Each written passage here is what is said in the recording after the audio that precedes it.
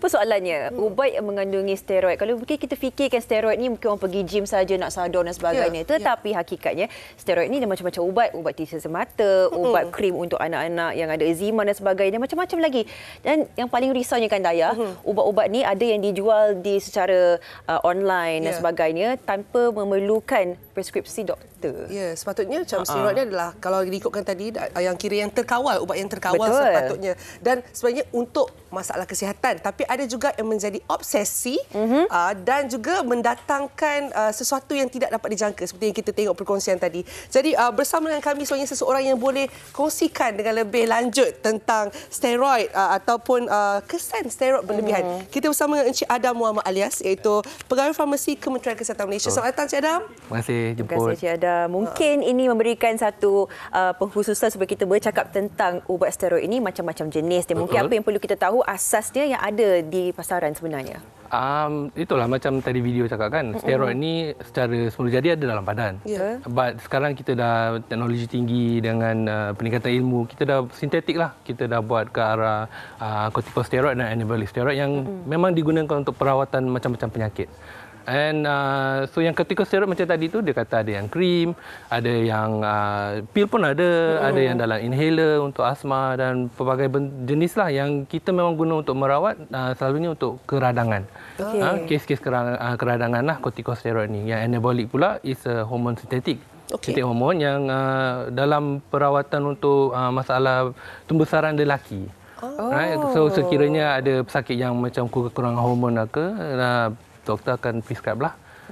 Cuma baik, itu kalau kita ikutkan kepada jenis-jenis dan juga kegunaannya. Tapi kalau steroid, saya teringatlah kan perkongsian secara peribadi saya seorang pesakit asma, waktu kecil dulu saya selalu kena.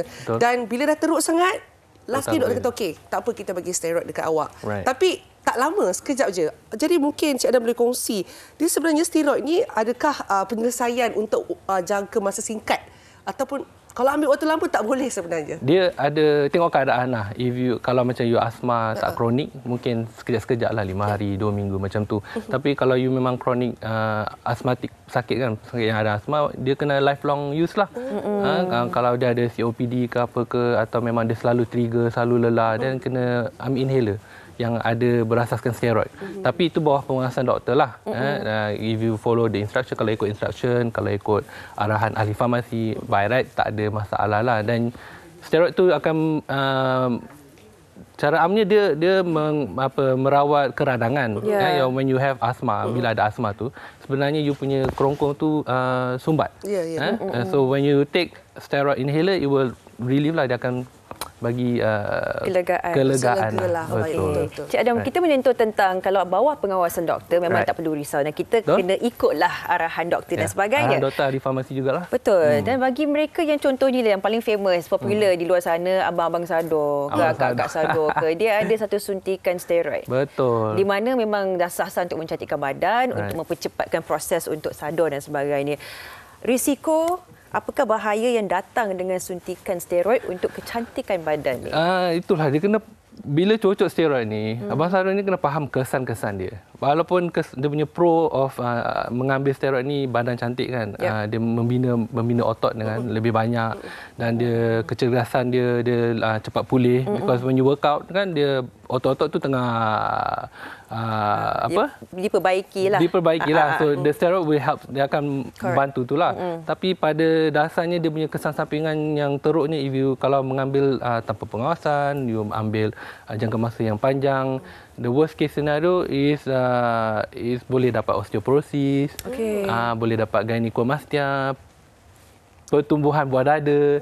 Because steroid is hormone. So bila steroid itu berlebihan dalam badan, right? Badan tu akan mencari jalan untuk menukar kepada produk-produk lain lah untuk dia sama ada dia nak metabolis ke apa ke.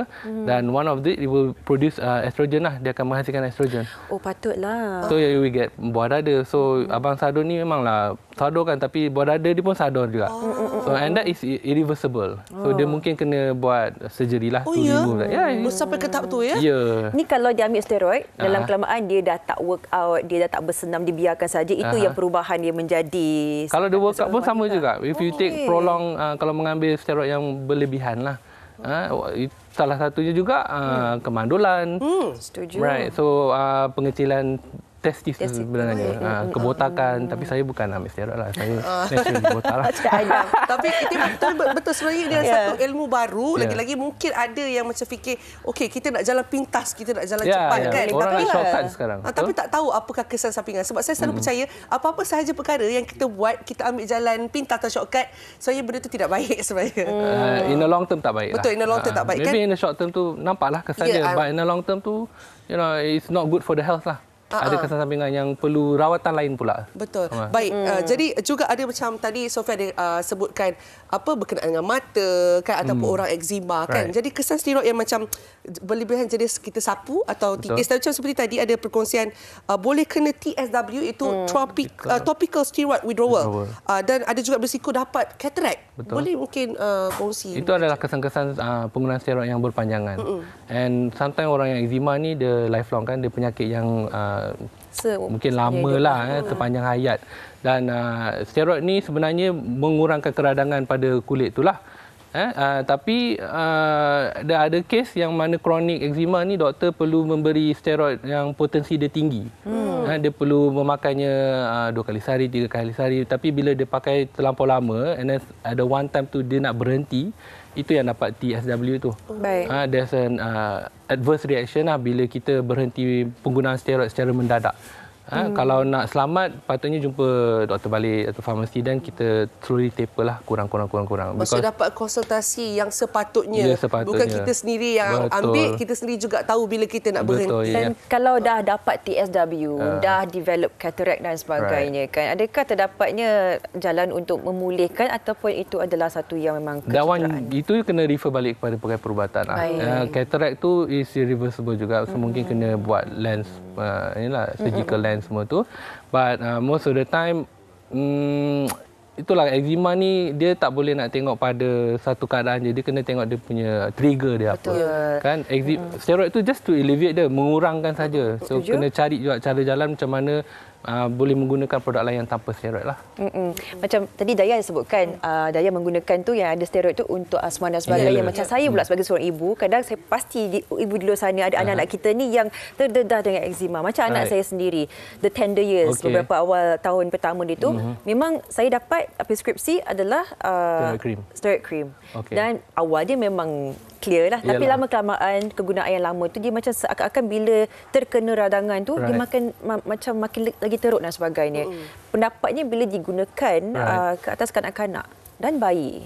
Boleh, ikut potensi ubat tu sendirilah. Kita ada berbagai jenis grade steroid, ada yang kuat, ada yang tak kuat. So depends. Kalau doktor bagi, selalu child ni dia tak bagi yang high strength punya steroid cream lah. So kalau nak pakai pun ikut kawasan mana yang sakit tu. Kalau sensitive area kita bagi nipis-nipis lah. Just to alleviate, kurangkan dia punya keradangan. Itu saja.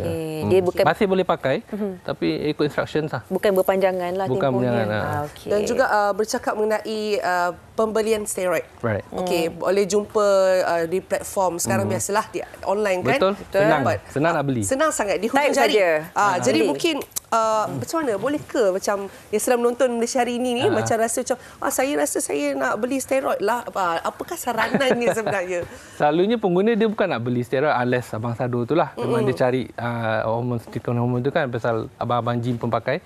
Tapi yang selalunya kita macam-macam tuan-tuan ni dia beli produk yang ada steroid. Yang mungkin dia tak tahu ada steroid pun. Kalau dapat di WhatsApp group kan, those forwarded messages yang benda ni sangat bagus, makan terus sihat, terus kaki tak sakit, lenguh tak ada. That probably memang kemungkinan ada mengandungi steroid lah. So sekiranya kalau nak beli pun pastikan ada nombor MAL, nombor pendaftaran KKM. Nak semak tu boleh semak di NPRA website atau you download apps lah. NPRA product search, product status. Apple Store ada, Google ada lah. So you download that, you masukkan nama dan dia akan keluarkan sama ada berdaftar atau tidak lah. Tapi kadang-kadang produk tu berdaftar tapi nama lain. So mungkin dia cilok lah siapa-siapa punya produk, right? Itu yang kita kena cakna sikit lah kan. Pengguna kena pastikan make sure ada itulah nombor pendaftaran, ada hologram.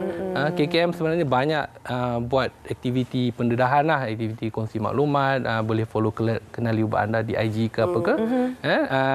Kita pun ada duta di ground, di masyarakat kita ada lantik duta untuk berkongsi maklumat supaya tuan-tuan puan fahamlah kita nak makan any supplement ke produk ke, make sure it's registered satu, dapatkan di tempat premis yang sesuai lah, sama ada di farmasi atau di klinik. Janganlah beli kat online shop. Takut sekarang ni kat online macam-macam sangat jualnya kan. Awak type segala jenis jenama keluar. Bahaya tak bahaya? Ini ubat ni kita sebut ni. Okey, Cik Adam, kita ada satu ialah komen di Facebook MHI. Suraya Sulaiman bertanya, steroid responder for asthma and keradangan mata, guna PrEP aja membantu eyelid swelling issue. Also inhaler and nap pun kena ada PrEP. Betul. Ada jalan penyelesaian? Itulah bergantung pada asma tu. Asma tu pun by right should see the trigger lah. Kadang-kadang persekitaran tu yang trigger kita punya asma. Ada perokok yang berdekatan ke, or maybe the house, or maybe you hypersensitive to dust. Benda tu you tak boleh nak elak lah. But most of the time doktor bagi reliever je if it's not a chronic asthma. But if it's really chronic, then you have to use the inhalers lah yang ada steroid tu. But ada cara bila nak pakai steroid inhaler tu, make sure you cuci mulut lah selepas, because it can cause fungus infection apa semua, because steroid ni boleh ganggu kita punya immune system sedikit lah. Baik, okey. Jadi sebenarnya saya dengan Sofia, dan saya pasti ramai juga penonton Malaysia hari ini yang dapat banyak ilmu tentang penggunaan steroid dan juga kesan-kesan kalau kita terlebih guna ataupun tersalah guna atas kesalahan kita sendiri. Betul. Kerana nak mencuba. Okey, jadi mungkin kiranya pesanan yang ringkas yang untuk semua penonton. Pesanan ringkas? Ya. Just tolong bertanggungjawab sedikitlah. Kalau nak makan apa-apa produk kesihatan tu, pastikan berdaftar satu. Okey, pastikan selamat. Because kesan dia berpanjangan. Walaupun you nampak kesan tu terus sihat kan, tapi in other ways dia punya side effect tu mungkin pada bawah pinggang, apa semua. Tapi saya bukan nak cakap ubat-ubatan ni tak selamat. If you take, kalau makan ikut arahan lah, ikut arahan ahli farmasi, ikut arahan doktor, boleh, dia tak memberi kesan sampingan yang kita tidak diingini lah. Kita juga ada yang pusat panggilan farmasi kebangsaan. Nombornya 1800 88 6722 kalau nak bertanyalah mengenai produk-produk kesihatan yang di luar sana. Saya mohon tuan-tuan puan-puan berhati-hati sedikitlah makan tu. Jangan percaya pada WhatsApp group kakak adik apa semua suruh makan ni bagus-bagus kan. Pastikan selamatlah. Betul, dengar tu. Satu terperdaya, satu keluarga terperdaya. Macam tu tentang ubat ke suplemen dan sebagainya, elok kita pergi tempat yang berdaftar, farmasi ke klinik ke apa untuk mendapatkan produk yang sebenar. Penipuan ni macam-macam daya. Sini sana semua. Betul. Walaupun kadang-kadang nampak macam hampir terpedaya, tapi jangan mudah terpedaya. Terima kasih Cik Adam sebab sudi kongsian kami dan bagi kami kesedaran supaya kami lebih cakna tentang menjaga kesihatan dan dalam pembelian produk-produk di luar sana. Dan kena pasti trigger untuk asma ke apa trigger awak. Trigger saya tak boleh habuk-habuk. Bukan orang yang awak tak suka tiba awak dapat asma. Bukan. Itu kita bawa topik lain. Topik lain. Okey, salah lari tu. Okey, kita berehat seketika. Kita tarik nafas dulu. Hembus. Okey, saya. Okey. Kembali selepas ini dalam Malaysia hari ini.